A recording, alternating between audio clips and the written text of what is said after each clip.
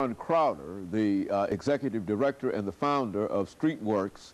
And of course, Mr. Crowder, before we had our first commercial break, we promised that we'd give you an opportunity to talk specifically about the kind of financial aid that you need in order to continue doing what you're doing. I think you've already indicated that while you might have a budget that is almost $250,000, that you could very easily use twice as much money. Why do you believe that the financial resources that ought to come within your community are not necessarily coming to you? Well, it's hard to say, Dr. Haney. I think that people feel that they just give and give and give.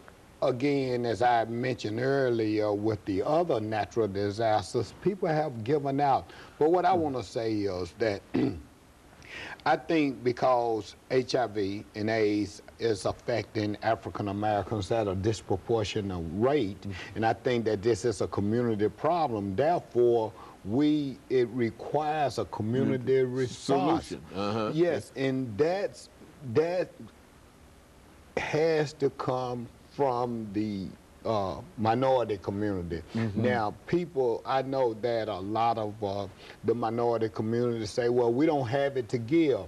Well, everybody got something. And we're saying, if you take, say you take some of the more larger churches, if we could appeal to those congregations, or maybe on the 5th Sunday, take up a collection for the agency. I think we have to get past us thinking that somebody else gonna always take care of us. It is time for us to start taking care of ourselves. I would venture to say that there's not an African American family in this city who's not impacted by this dreaded disease. You know, whether it's a long lost cousin, friend, or even a family member. HIV is a disease, and no one deserves it. We still in that denial, stigma, shame, guilt, and all of that.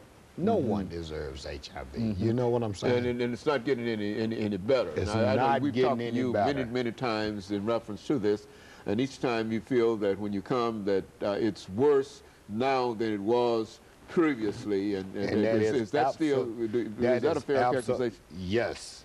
That is absolutely. We're still being, as we speak, I want to say that African Americans right now in the city of Nashville probably account for over 50% of all new HIV infections, and African American women account for probably somewhere around 80% of all new infections. Now, is it, Mr. Crowder, is it that people don't believe these statistics, or is it that people don't care, or is it the sort of, I think you mentioned one time about putting your head in the sand, but you have your backside up in the air. Is it the head in the sand kind of attitude that people have? Dr. Haney, I think there's a lot of variables that lend to that.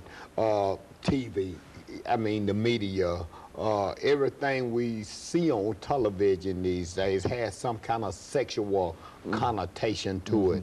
All of the videos, these young people, that's all they see in the videos. And then we wasn't dealing